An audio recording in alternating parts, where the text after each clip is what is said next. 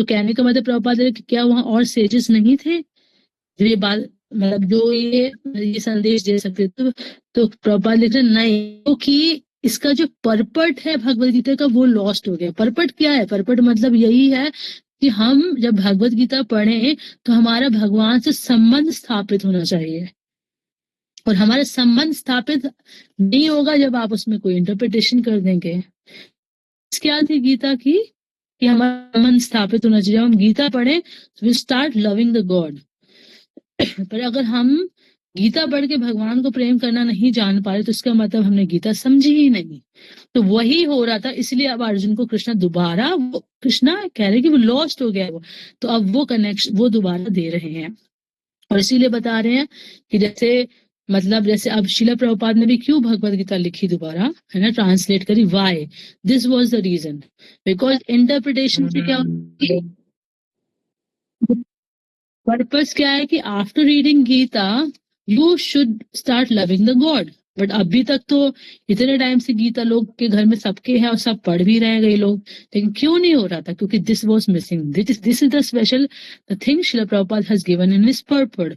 जैसे अर्जुन ने कृष्णा ने अर्जुन को दी थी, और वही चीज कुछ समय बाद अब फिर खत्म हुई, तो एक सेंस शिला प्रभुपाद के माध्यम से दोबारा वो गीता आई है, जिससे अब हम देख रहे हैं कि लोग भक्त बन रहे हैं। अभी तो पहले कोई भी भक्त कहाँ बन रहा था, बहुत रेयर लोग। पर अब जो गीता ये जाती है एज इट इज, तो क्या होता है, लोग भक्त बनते हैं। वो प्रोसेस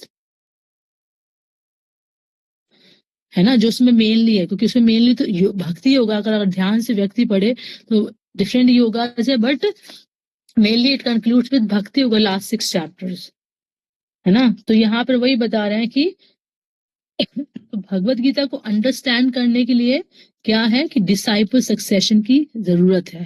तो ये बहुत इंपॉर्टेंट पॉइंट, हमें लग रहा होगा कि सेम चीज is repeated, but actually we have to understand why again, and that is a speciality this movement is being created. तो ये एक्चुअली कलयुगा में एक मूवमेंट है जहाँ पे डिसाइपल सक्सेशन में चीजें चल रही है। So we must enter into this spirit of Bhagavad Gita. और फिर बता रहे हैं कि अर्जुना में कोई क्वालिफिकेशन, वो ये नहीं कि वो कोई बड़ा स्कॉलर था, योगी था, he was fighting on the battlefield. Bhagavad Gita is for everyone, but only qualification required is कि यू बिकम भक्तों सी सखा चेती, मेरे मित्र और मेरे भक्त बनो, है ना। और उसमें क्या है कि इस मूड में मतलब कृष्णा को भगवान मानते हुए accepting him as a spiritual master, है ना, तभी तो हम फिर भगवत गीता समझ पाएंगे। और फिर प्रभुपाद लिख रहे कि जैसे अर्जुना ने समझी थी, हमें भगवत गीता को कैसे समझना है, जैसे अर्जुना ने समझी थी, नॉट पुटिंग आवर मोटिव्स। तो यहाँ प्रभुपाद बहुत स्पेशल लाइन लिख रहे हैं कि 52 पेज पे, as soon as the Gita is interpreted according to the motive of an individual, the purpose is lost. तो इतनी सारी गीता जो अवेलेबल है वहां क्या प्रॉब्लम है?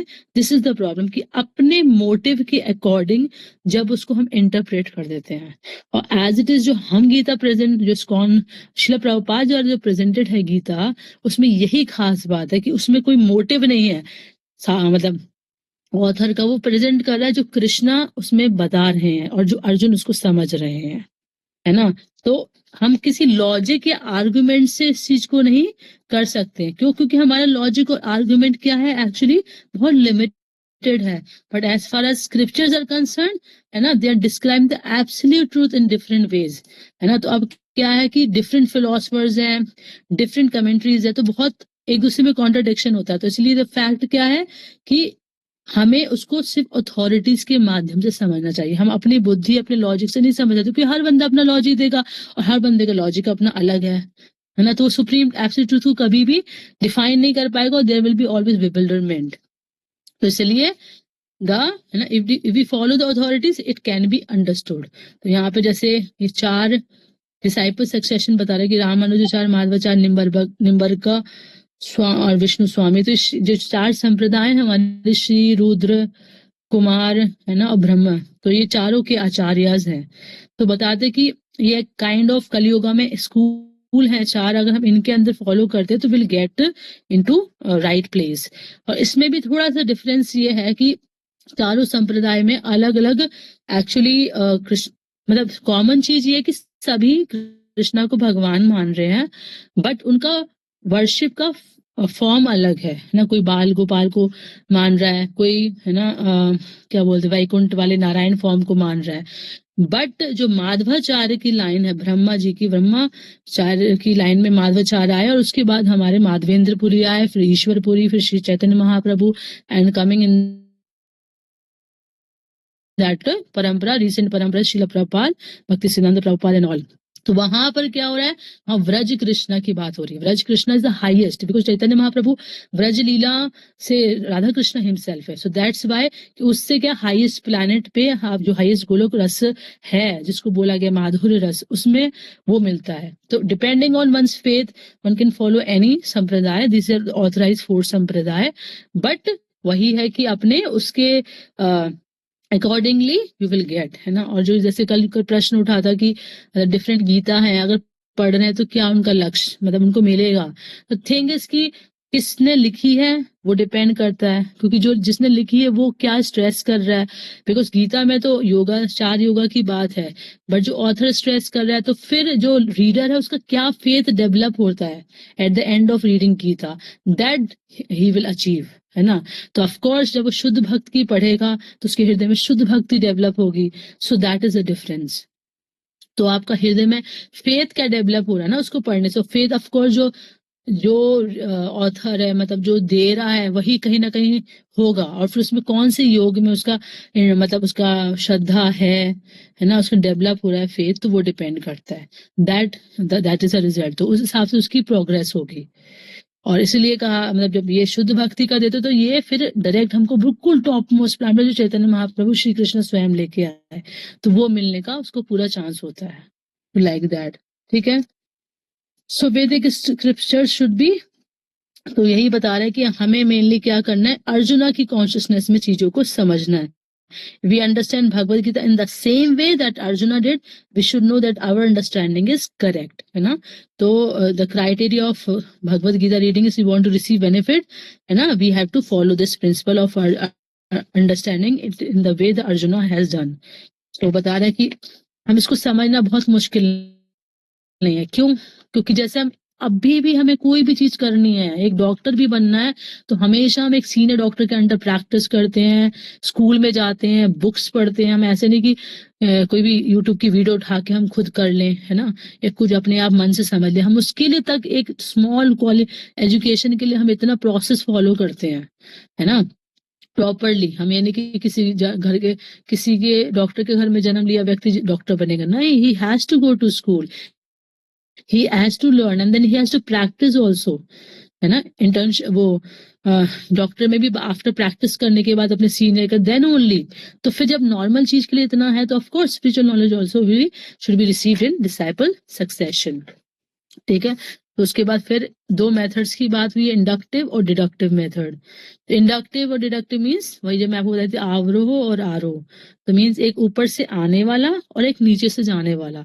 तो हमें क्या बताते हैं शास्त्र की, हमें ऊपर से डिसेंडिंग प्रोसेस, परंपरा को एक्सेप्ट करना चाहिए। जैसे कि एग्जाम्पल यहाँ पर दिया रहा है कि किसी जैसे हर व्यक्ति मॉर्टल है, हर ह्यूमन बीइंग मॉर्टल है। तो दिस इज बाय, है ना, हमने हमारे ऑथर मतलब हमारे आचार्यज ने बताया, शास्त्रों में लिखा, तो we should accept it.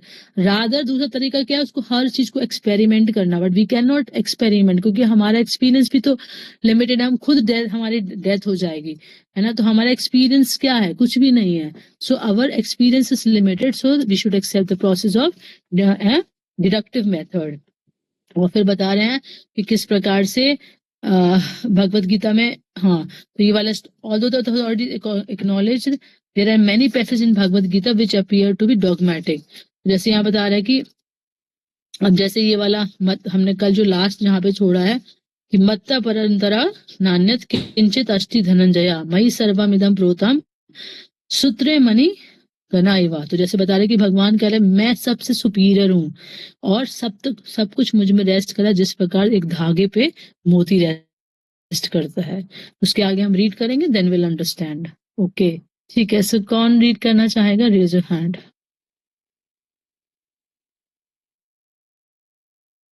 Okay,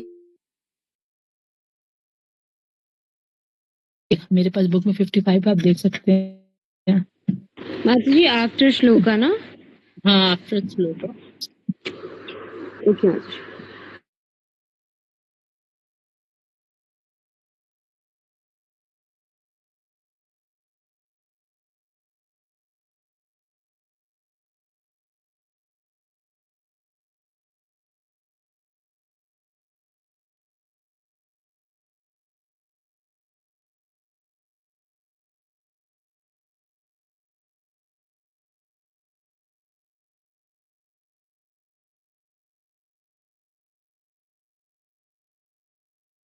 No one greater than me. People would think, oh, Swami is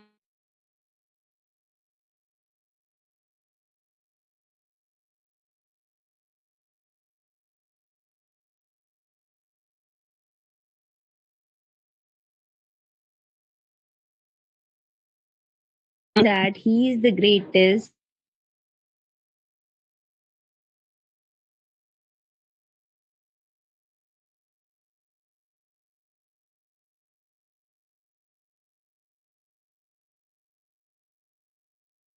The greatest personality of his time.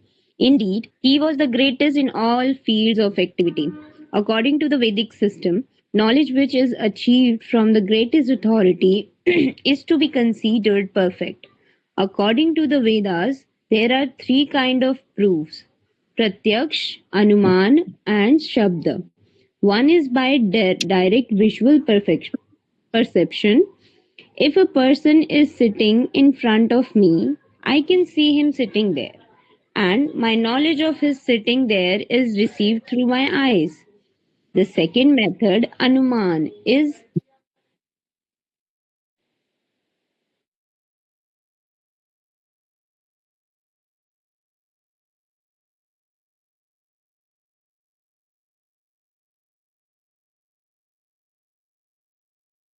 auricular.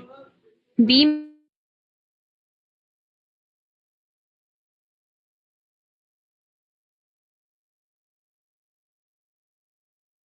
may hear children playing outside,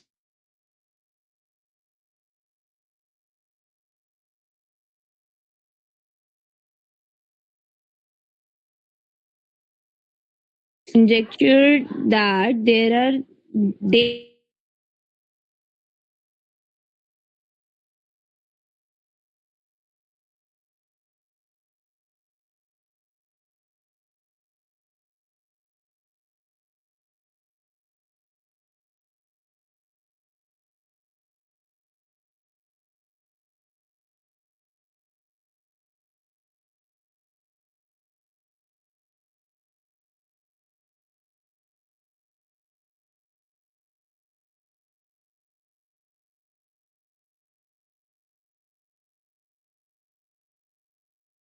larger than the plate we eat on.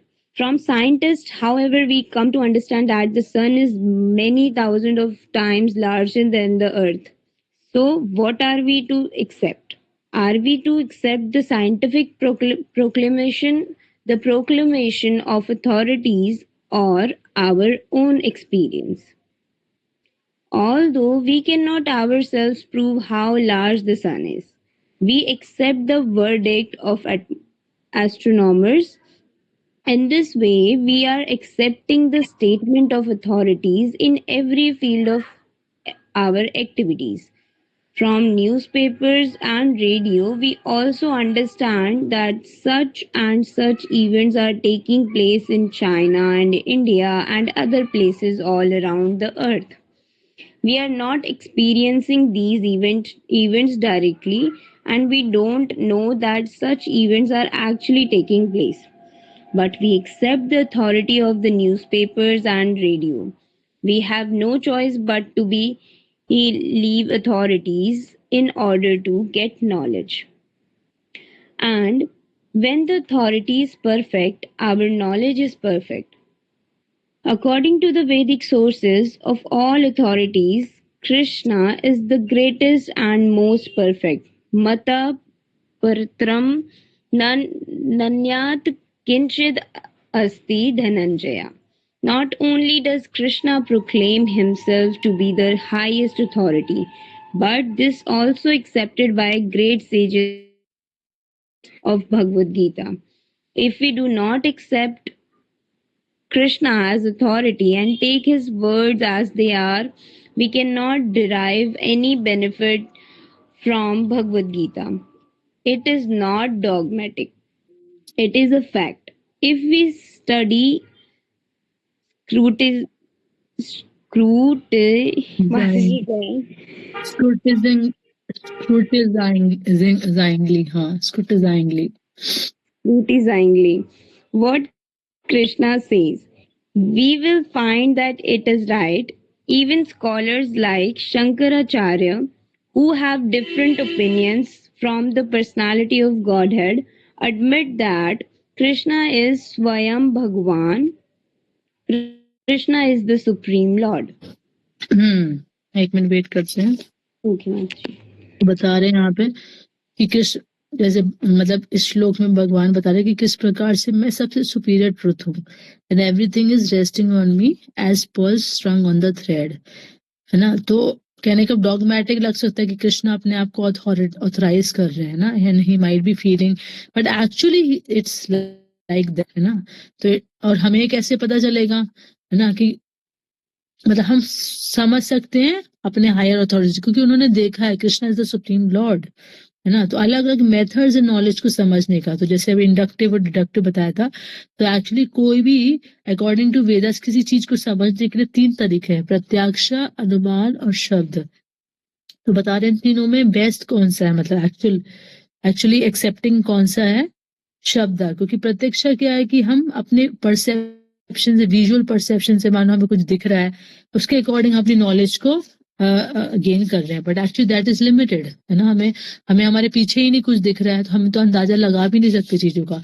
Same with अनुमान, है ना, कि speculate कर रहे हैं हम, कि हमने सुना, हमें हमें हम अंदर बैठे सोच रहे हैं, तो that is also not work. तो क्या वर्क कर रहे हैं, शब्द प्रमाण, ना. हायर अथॉरिटी ने बता दिया ऊपर से, तो हमें उसको एक्सेप्ट करना है ना. तो जैसे मॉर्टल का पॉइंट है, तो हम देख भी नहीं पाएंगे, हम खुद लिमिटेड, हम खुद ही मर जाएंगे. उसके पहले हर व्यक्ति मरा या नहीं मरा, उसके एक्सपीरियंस पे बेस पे हम इसको लाइन को डिक्लेयर करें कि एवरी ह्यूमन बीइंग इज मॉर्टल, है. तो प्रॉपर यहाँ पे बता रहे कि किस प्रकार से एक छोटी सी जैसे नॉलेज है, अभी हम सन को देख रहे हैं, तो क्या है, सन एक डिस्क के बराबर में, हम हमारी प्लेट के बराबर हमको साइज दिखता है, बट एक्चुअली जो एस्ट्रोनॉमर्स, साइंटिस्ट, उन्होंने जाके वहां पास जाके देखा कि वो काफी बड़ा है. जबकि उन्होंने भी पूरी नॉलेज नहीं ली है, बट एटलीस्ट हमारे लेवल पे हमें हमारी नॉलेज से बेटर उनकी नॉलेज, हम उसको एक्सेप्ट कर रहे हैं. हमने तो नहीं जाके देखा है, तो हम एक मटेरियल नॉलेज को भी एक्सेप्ट कर रहे हैं अथॉरिटी के बेस पे. So why not the spiritual knowledge, है ना. तो हम जैसे अब है ना, जैसे कल भी शायद मधुलिका ही प्रश्न पूछ रही थी, आई थिंक समथिंग रिलेटेड, कि जैसे न्यूज़पेपर्स में जो लिखा है, तो क्या हमने जाके देखा है वहां पे चाइना में ऐसा हो रहा है या अमेरिका में, हम एक्सेप्ट कर लेते जस्ट सीइंग द न्यूज के, चाहे ऐसा हो रहा है हम विश्वास भी करते हैं, है ना. क्योंकि हमें पता है कि उन्होंने देखा है, वहां पे लोग हैं, उन्होंने बताया, फिर इसलिए लिखा गया. तो ठीक उसी प्रकार जो शास्त्र है वो क्या है, वो लिखे गए क्योंकि उस समय पे व्यक्ति ने देखा है ना. शास्त्र जो लिखे हैं, व्यास देव जी लिखे, व्यास देव जी कौन है ना, कृष्ण का अवतार है. और मतलब जो देखा है उन्होंने वो लिखा है. तो जो जो शास्त्र शब्द प्रमाण है, तो वो लिखे गए बेस्ड ऑन सीइंग ओनली. उस टाइम पे व्यक्ति ने देखा है उनको, और उस व्यक्ति ने लिखा है, तो इसलिए हमें उसको एक्सेप्ट करना. That is the best way of receiving the knowledge, है ना. तो यहाँ पे बता रहे कि हर व्यक्ति क्लेम नहीं कर सकता मैं और तुम की आई एम द, है ना, मतलब परंतर नान्यम किंचित अस्ति Dhananjay most perfect, but Krishna ये कह रहे हैं बिकॉज ही इज, है ना. जैसे बता रहे हैं कि शंकराचार्य जो डिफरेंट ओपिनियंस है उनका भगवान के प्रति, लेकिन वो भी एक्सेप्ट कर रहे हैं कि किस प्रकार से कृष्णा स्वयं भगवान है. ठीक है, ओके. और कोई पढ़ सकते हैं, पढ़िए, raise your hand please. Screen पे भी है, कोई नए बच्चे पढ़ना चाहें वो भी पढ़ सकते हैं. याचना, जैसे नाम लिखा हुआ है, कुछ सुनीता के नाम से रीड करना चाहते हैं कोई, प्लीज रेज योर हैंड. मुझे शो नहीं हो रहा, किसी ने हैंड रेज नहीं करा स्वाइस. आप ओके, गौरागी पढ़िए.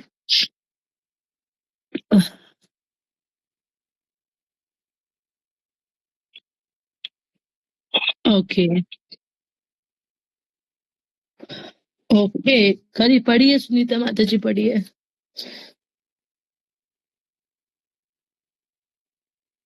Yes, please read.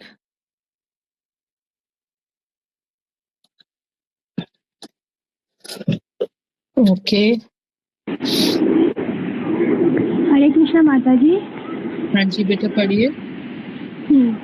Vedic knowledge is not a recent discovery. It is all revealed knowledge. Krishna refers